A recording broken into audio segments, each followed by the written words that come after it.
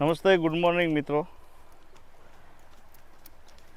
આજના વ્લોગની અંદર માત્ર થોડીક જ માહિતી સાથે આપણે આજે આને પૂર્ણ કરીશું. ફરીથી આજે થોડું ફ્રી રાઇડિંગ લંજિંગ આપી રહ્યો છું. એટલે હવે પ્રેક્ટિસની અંદર તો બધી રીતની ટેવ આપણે જેટલી પાડીએ એટલી સારી રહે. તો આજે એક નવા ઇન્સ્ટ્રુમેન્ટ સાથે વિડીયો શૂટ કરું છું. જોઈએ એમનો પ્રતિભાવ કેવો છે. આજે ખબર નહીં આ ગજાવર થોડી આળસ કરે છે, કારણ શું હોય ખબર નહીં. પણ આજે બાજુના ખેતરમાં નહીં, આ પોતાના જ ખેતરની અંદર જ્યાં ગજાવર રહે છે ત્યાં જ આપણે એને રાખવામાં આવ્યું છે આજે લંજિંગ માટે.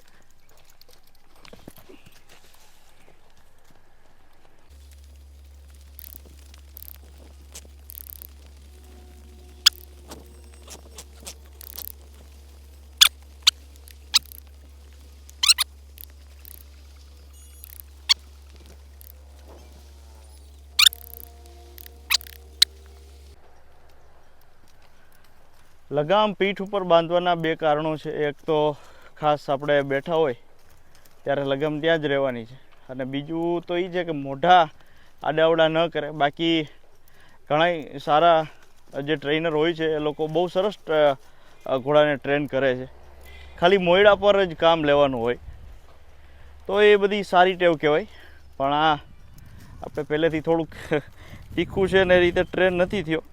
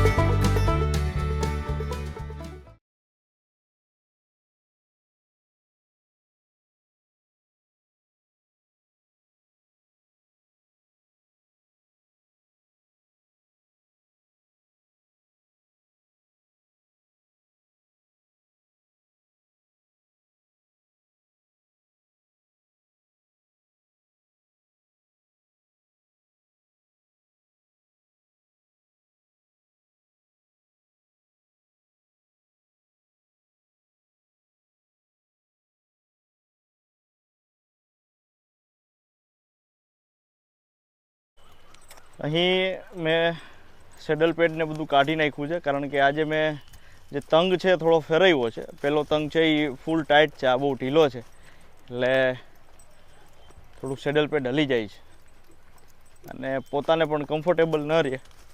આપણે ખાસ વાત એ જ છે કે જ્યારે આપણી અનુકૂળતા મુજબ ઘોડાને ચલાવી ત્યારે થોડુંક એની ફાવટ આવી જાય, લખણ થોડાક વધારે પકડી લે.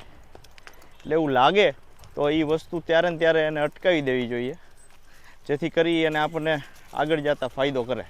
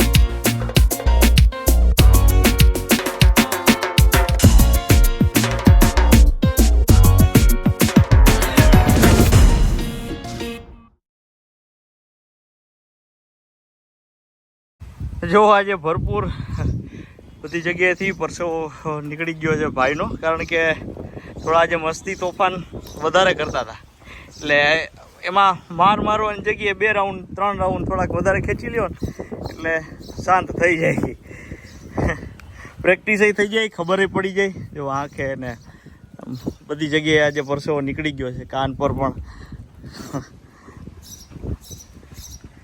એટલે સામાન્ય રીતે પણ આટલી પ્રેક્ટિસ તો જરૂરી છે. પરસેવો નીકળી જાય આખા શરીરનો એટલે એ હેલ્ધી રહે. આજે સરસ મજાની એને નાઈ પણ કરાવી દે. તો બસ આજનો વ્લોગ અહીંયા પૂર્ણ કરીએ છીએ. ગજાવરને નવડાવી દીધો છે, રાજલને નવડાવી દીધી છે. હવે એ જેટલી વાર જોવડાવે એટલી, બાકી અત્યારે રિલેક્સ થઈ ગયા છે. આજે થોડીક વધારે લંજિંગ દેવાઈ ગઈ છે, કારણ કે મેં કીધું એમ કે એમની સજા માત્ર એમની જ પ્રેક્ટિસ છે, બીજું કાંઈ નહીં. તો બસ મિત્રો, આ સાથે આજના વ્લોગની અંદર આટલું રાખીએ. નેક્સ્ટ વિડીયોની અંદર મળીશું ફરીથી કંઈક નવી વાત સાથે, નવી મોજ સાથે. ધન્યવાદ. ભારત માતા કી જય.